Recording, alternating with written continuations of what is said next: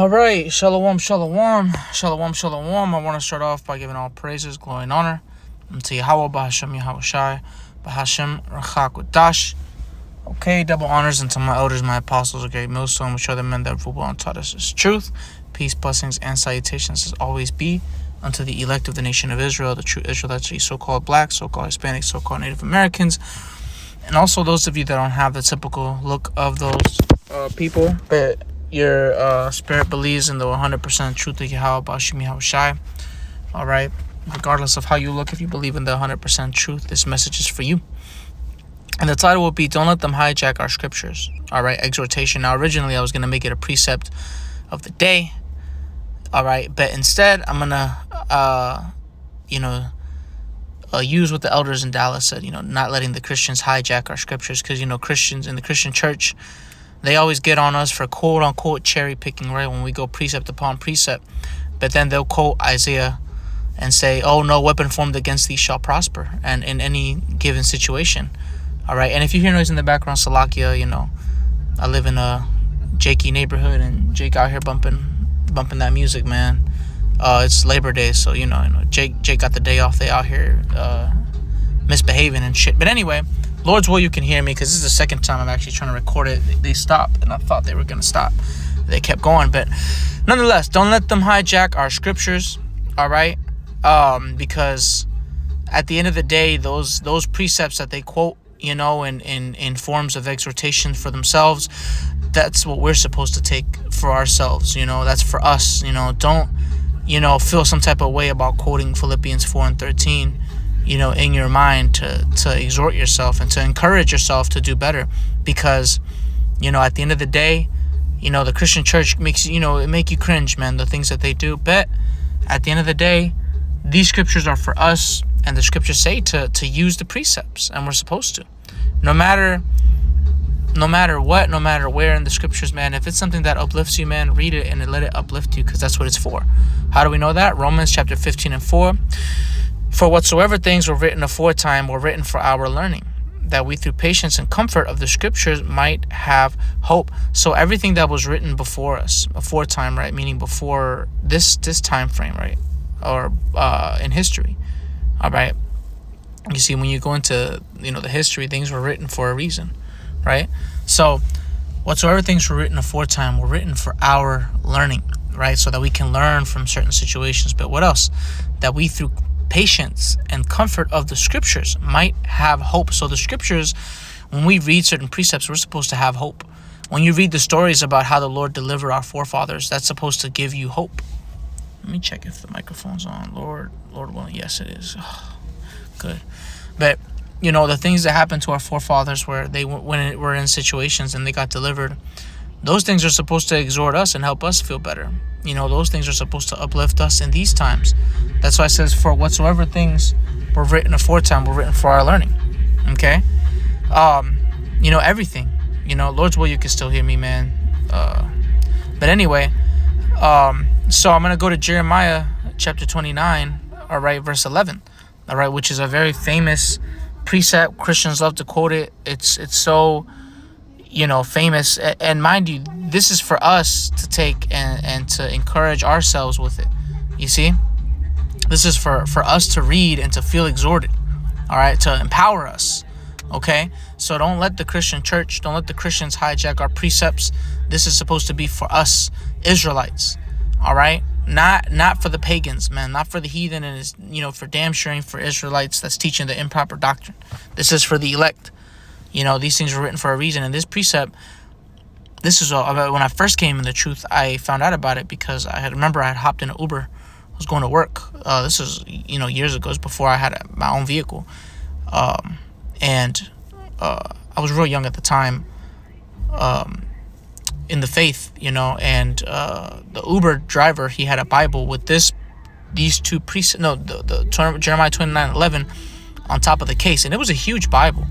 I'm talking about, like, that thing was, pretty big. It wasn't your average, small KJV. It was a bigger KJV, and Jeremiah 29:11 was on the case of the Bible, all right? And I was like, oh, wow, that's the Spirit of the Lord, because at the time, I was praying to the Lord, going through my trials, tribulations, and then I read this precept, and it stuck with me ever since, And these are the types of things that we're supposed to read and learn from. These are the things that are supposed to encourage us and exhort us and help us to push through no matter the situation that we find ourselves in. You see?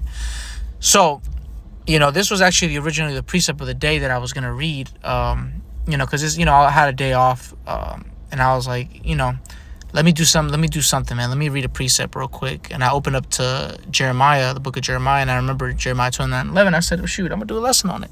But instead, I decided to make a whole lesson, all right, speaking on the exhortation of the scriptures. The scriptures are supposed to encourage us. It's supposed to give us hope. So this is Jeremiah 29:11. This is a perfect example of a precept to give us hope. It says, for I know the thoughts that I think toward you, saith the Lord. Now, we know this is talking to who? Jeremiah. But in the spirit, it's also talking to who? The election, the chosen. Lord's will be of that number. How do we know that? All right, because these scriptures were written for our learning. It wasn't for the learning of the entire nation. The entire nation, if that was the case, everybody would be in the truth right now. Everybody would be, with their all of Israel would be out, at every major city with their camp. But no, it's only a small number. It's a remnant. It's a small sanctuary of Israelites that are out teaching and out preaching. Okay? So it says, for I know the thoughts that I think toward you, saith the Lord, Yahweh Ba'ashem Yahweh Shai. Thoughts of peace and not of evil, to give you an expected end, right? So you're supposed to read this and be exhorted, because that's how the Lord feels about us, hopeful elect. All right? The Lord has thoughts of peace for us, not of evil, and to give us what? A good end, ultimately deliverance from the said perils, the said evils to come, deliverance from the missiles, deliverance from death, from pestilence, famine, death, destruction, all right, natural disasters, right? Verse 12, then shall ye call upon me, and ye shall go and pray unto me, and I will hearken unto you, right? So the Lord, is going to hear us. And that's spiritual too, because at one point, what were we doing? We weren't praying to the Lord. But once we found the Lord is when we were calling upon him, and he heard us. Because when we were calling upon Jesus, man, and when we was in the world, and brothers that called on Allah and all them other gods, man, we weren't being heard by nobody, because those weren't gods. Those were no gods. But now that we're calling upon the true name of the Heavenly Father, is he hearing us? Okay? So now I'm going to go to Lamentations, man. More exhortation. These are the precepts, man. These are the pre's to read and to, when you're feeling down in the spirit, and apply it to yourself. And know that that's how the Lord, all right, feels, and how the Lord is speaking towards you. Lamentations 3:24. The Lord is my portion, saith my soul.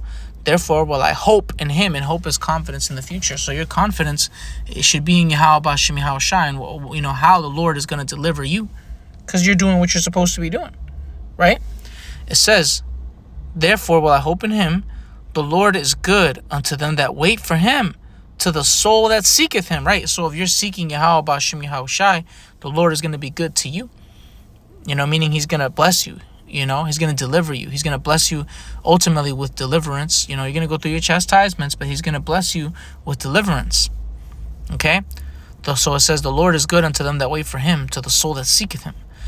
It is good that a man should both hope and quietly wait for the salvation of the Lord. Right? That's our job. Our job is to wait for the salvation of Yahweh Ba'ashem Yahweh Shai. Watch as well as pray. Right? Watch out for the prophecies. Know what time we're in. And pray to Yahweh Ba'ashem Yahweh Shai that he delivers us, all right, in the times to come. Okay? So that's what we're supposed to be doing, man. All right? Don't let, the Christian church keep you from reading these exhortation precepts, Hey, read Philippians 13 on a daily basis, man. That's healthy for you. It's healthy for your mind. It's healthy for your spirit. You might not realize it right now, in the moment when you read these precepts, but when you are going through your mental struggles, when you're going through your troubles with your flesh, when you're fighting, when you're battling your flesh, right? That's when those precepts are going to come back to mind. See, in the moment you read it and you're like, oh yeah, okay, I read this precept. Oh, you read Hebrews, the 12th chapter. You read Romans 8, and you're like, okay, cool. But then when the fire comes, all right, when the battle comes, is when those scriptures come back. All right, and that's when the angels minister unto you and remind you, oh, yeah, this is I'm appointed to catch this hell. Or, beloved, think it not strange, like it says in 1 Peter's, concerning the fiery trial which is to try you. Oh, the wiles of the devil in the book of Ephesians. These are the tricks of Satan. I see a law in my members, like it says in Romans 7, warring against the law of my mind, roughly paraphrasing. You see, those are the precepts that's going to come back to mind, these exhortation precepts, the knowledge. You see? So, hey, don't keep yourself from reading those things over and over again as well. All right? The fountains of living water, we got to keep drinking it. You can't just drink once a week. That's something you're supposed to do daily. Lord's will. Because sometimes you can't get to it. It happens. But, hey, that's why we watch lessons. That's why we meditate on what we do know and what we have read. Okay? So, let me see now. It says, Sirach, or Ecclesiasticus, chapter 2. All right? And if you're new to the truth, I encourage you to read that whole chapter. Sirach, or Ecclesiasticus, chapter 2 says, 2 and verse 7, right? Ye that fear the Lord, wait for his mercy, and go not aside lest ye fall, or for fear that ye fall. So meaning, don't go to the side, don't give up, don't be double-minded. Believe in Yahweh B'Hashem Yahushai. Okay? It says, ye that fear the Lord, believe him, and your reward shall not fail. Right? The reward of Yahweh B'Hashem Yahushai, man, what is that? Salvation. Ultimately. It's not going to fail. Okay? What's going to happen is, you're going to go through what you got to go through, and the Lord going to deliver you. Okay? And that's what you should believe. All right? That's why it says, ye that fear the Lord. See, it's not for everybody. If you fear the Lord, then hope for good. Okay? So it says, ye that fear the Lord, believe him, and your reward shall not fail. Verse 9, here's the point. Ye that fear the Lord, hope for good and everlasting joy and mercy. So that should be our hope.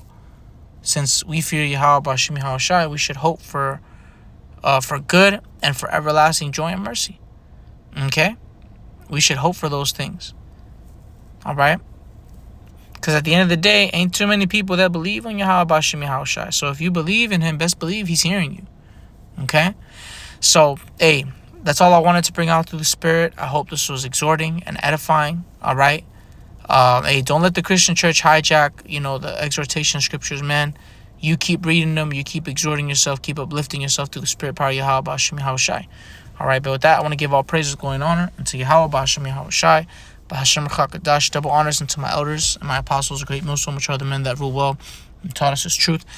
Peace, blessings, and salutations as always be to the elect, all right, of the nation of Israel. Okay, shalom.